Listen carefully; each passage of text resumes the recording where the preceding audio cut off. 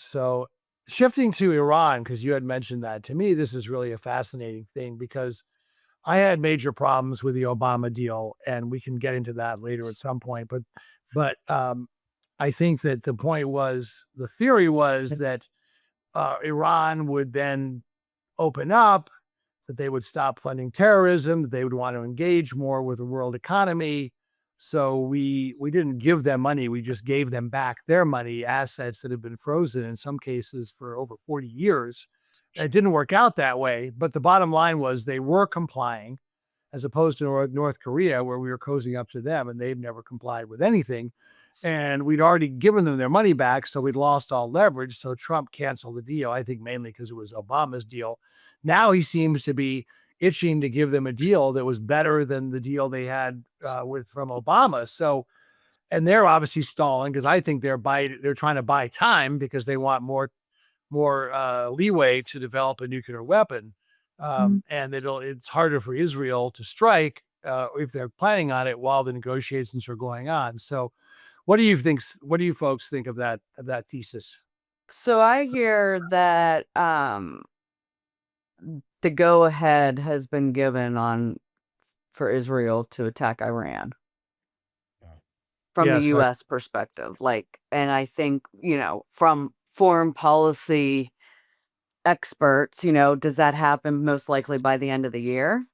They're they're decimated. They don't have anything left to fight with. Obviously the nuclear weapon they're developing, but they don't have planes or, anything part of their military is gone. So, or there never really was much, but what they had is gone. So I think that I go back to what I said earlier. I think America is going to let Israel fight that battle in regards to the fighting part of Iran. And I think the US is going to try to cut some sort of deal with them. And maybe it's with the threat of, listen, Israel's going to do this to you. If not, if you don't cut some deal with us as well. I understand he is giving away the kitchen sink, so to speak. But I do think it goes back to China. It's like, keep your enemies close. I don't know. Because I don't think Obama's deal was good either. I mean, it was like the biggest thing to Republicans to rally on. Mhm. And now we're doing it. So I do agree with you. I just think listen, this is my point, and Kurt's heard me say this before. In the White House, everyone that was talking about what we were doing during Homeland stuff was not true. Like all of the outside people, no one really knew what the ins and outs were, what the terrorist threat levels were, all this stuff. So they know a lot more than we do right now. Obama knew a lot more than we did. He may have been trying to solve another problem by cutting that deal. So I do have to give these people that are in charge of our country that have the information a little bit of credit, whether they're Republicans or Democrats. Yeah, I think there isn't a lot. I don't have a lot of confidence right now, in part because I just watched them ship off their national security advisor to Yeah. go be the UN guy, which is just, it's like failing forward. It's not really a promotion, even though they couched that way. They've rolled the NSA job into the Secretary of State's job, which I'm not entirely sure how that's even possible, functionally speaking. And it just goes to tell you, it's like, It's you only guys don't. temporary, Kurt, it's only temporary. Sure. Yeah, of course. And it's like, you guys didn't even have your own house in order when it comes to national security, the national security apparatus, the State Department, the UN. How in the world am I supposed to trust that you have your eye on the ball when it comes to negotiating with other nations right now? Because it just seems like just a colossal shit show. And at any given day, there are 4 or 5 different people assuming the same role, speaking and negotiating on behalf of the president. And then he just kind of comes in like a bull in a bull in his china shop and cuts whatever deal he thinks to be about. Trump strikes me as the person who cares much more that he has the word deal, no matter what the terms actually are, no matter whether it's good or bad or better or worse than what used to exist, as long as he can say he made a deal, like he's fine with it. But the devil's in the details, and some of these details I don't think are going to go down too well. So Well, can I make a bet to you two? Can we bet? Yes. I want to make a prediction. I bet um, you Waltz doesn't even get to confirmation hearings. why do you say that? I think that he takes himself out or steps back because I don't think he can get confirmed. And, That was Signalgate.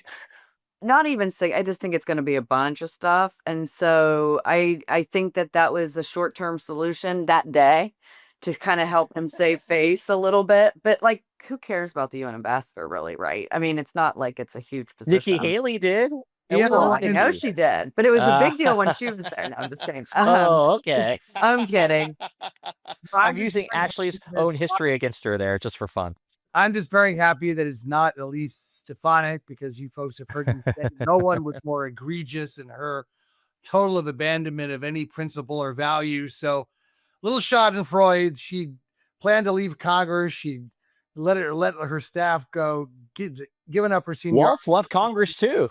Never mind, because they were worried about a seat that she'd won by 22 points, which shows you how Trump's standing. But yeah, as Oh, far well, I as, mean, let me tell you, there's no coattails for this administration. J.D. Vance's brother ran for mayor of something and got like 12%, despite the sitting vice president of the United States campaigning for him, and he didn't get any votes. well, When was that? I missed that. Yeah, that's this past week. Uh, Oh, that is so funny. But let me just respond to what Ashley said. I would like to believe you about Waltz, but that assumes that the Republicans in the Senate are actually going to show any spine. And after the Tom cast of Tillis just did it. Tom Tillis just did it and sunk the, And now he's public enemy number one. He will No, lose a but I'm primary just saying, someday. I understand, Dave. Everyone didn't do that. Believe me, I'd like to believe you, but it's hard given how much of I invert- think all gloves are off after the first round of major Yeah. cabinet secretaries.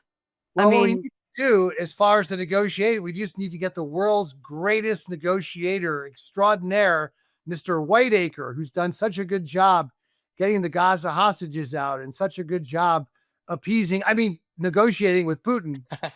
So, we just need to get him in, that real estate maven who's teaching James Baker how to negotiate. Unbelievable. The art of the deal. The art of the deal.